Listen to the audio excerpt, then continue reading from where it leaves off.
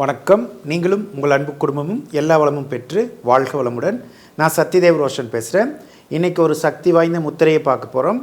முதல்ல இந்த முத்திரையை பயன்படுத்தும் போது நமக்கு என்ன பலன் கிடைக்குதுங்கிறத பார்க்கலாம். இந்த முத்திரையை நீங்கள் தொடர்ந்து பயன்படுத்திட்டு வந்தீங்கன்னா நம்ம உடம்புக்குள்ளே இருக்கக்கூடிய முக்கியமான உறுப்புகள்லாம் பலமடையும். உடம்புல ரத்த ஓட்டம் நல்லா இருக்கும், கழிவு நீக்கு மண்டலம் நல்லா இயங்கும், செரிமான பிரச்சனையெல்லாம் இருந்துச்சுன்னா சரியாகும். முக்கியமாக இந்த முத்திரையை நீங்கள் பயிற்சி பண்ணும்போது உங்கள் மனசுக்குள்ளே இருக்கக்கூடிய நெகட்டிவான எண்ணங்கள்லாம் படிப்படியாக மறைய ஆரம்பிக்கும். உதாரணத்துக்கு பயம், சோகம், கவலை இந்த மாதிரியான மனநிலையில் நீங்கள் இருந்தீங்கன்னா இந்த முத்திரையை தொடர்ந்து நீங்கள் பயிற்சி பண்ணும்போது அந்த எண்ணங்கள்லாம் உங்களுக்குள்ளேருந்து அடியோடு மறைஞ்சிரும். இந்த முத்திரையோட முக்கியமான சிறப்பு அம்சம் எது அப்படின்னா, கண் பார்வை கூர்மையாக்கும். கண் சம்பந்தப்பட்ட பிரச்சனைகளை போக்குறதுக்கு இந்த முத்திரை உதவி செய்யும். ரெண்டாவது, நம்ம மனசில் இருக்கக்கூடிய நெகட்டிவான எண்ணங்களையெல்லாம் அழித்து மனசை எப்பவுமே சந்தோஷமான நிலையில் வச்சுக்கிறதுக்கு இந்த முத்திரை உதவி செய்யும். மூணாவது, நம்ம உடம்புல இருக்கக்கூடிய முக்கியமான உள்ளுறுப்புகளையெல்லாம் நல்லா இயங்கிறதுக்கு இது உதவி செய்யும். இந்த முத்திரைக்கு பேர் கருட முத்திரை. கருட முத்திரையில் 2 முத்திரை இருக்குது. அதில் சுலபமாக செய்யக்கூடிய முத்திரையை நம்ம இன்றைக்கி பார்க்கலாம். இப்போ இந்த முத்திரையை எப்படி பயிற்சி செய்கிறதுன்னு பார்க்கலாம். உங்களோட வலது கையை இந்த மாதிரி வச்சுக்கோங்க. இடது கையை அதோட இணைச்சிக்கோங்க. வலது கையோட பெருவிரலை வச்சு இடது கையோட பெருவிரலை இந்த மாதிரி அழுத்தி பிடிச்சிக்கோங்க. மற்ற 8 விரல்களும் ஒன்றுக்கு ஒன்று சேராமல் தனித்தனியாக இருக்கணும். இந்த மாதிரி இருக்கணும். பார்த்தா பறவையோட இறகு மாதிரி இருக்கும். இந்த முத்திரையை 2 மெத்தடில் நம்ம பயிற்சி செய்யலாம். ஃபஸ்ட் மெத்தடை நம்ம பார்க்கலாம். உங்களோட கை விரல்களை இந்த மாதிரி வச்சுக்கிட்டு கண்களை மூடிட்டு மெதுவாக மூச்சை இழுங்க, மெதுவாக மூச்சை விடுங்க. இந்த நிலையில் 5 நிமிடத்துலேருந்து 15 நிமிடம் வரைக்கும் இதே நிலையில் கைகளை வச்சவாறு அமர்ந்துக்கோங்க.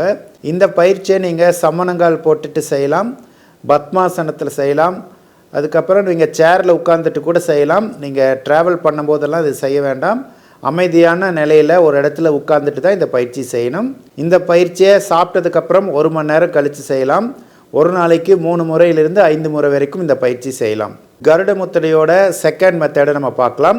கைகளை இதே மாதிரி வச்சுக்கோங்க. பெருவிரலை அசைக்காமல் மற்ற 8 விரல்களையும் பறவைகள்லாம் சிறகை அசைக்கிற மாதிரி மெதுவாக அசைக்கணும். கண்களை மூடிக்கோங்க.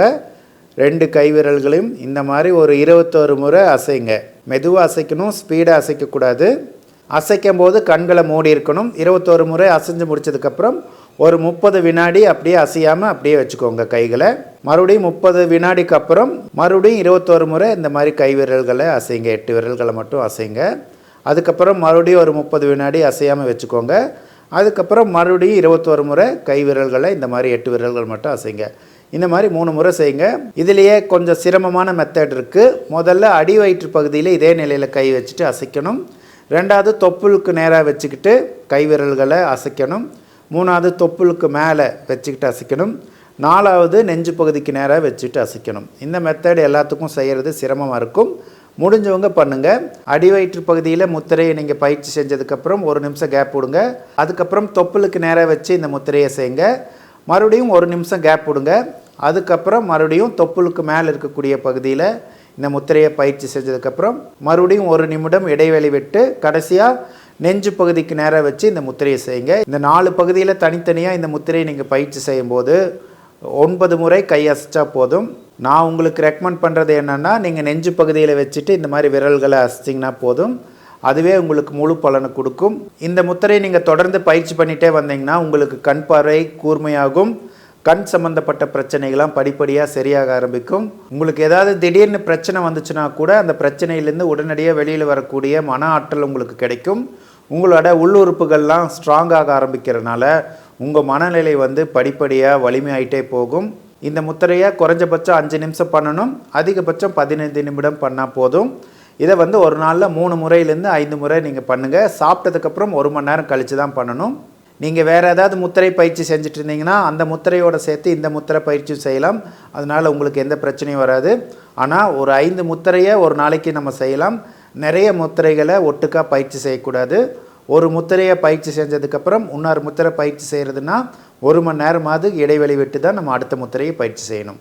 இந்த முத்திரையை தொடர்ந்து செய்யுங்க, நல்ல பலன் கிடைக்கும். நீங்களும் உங்கள் அன்பு குடும்பமும் எல்லா வளமும் பெற்று வாழ்க வளமுடன்.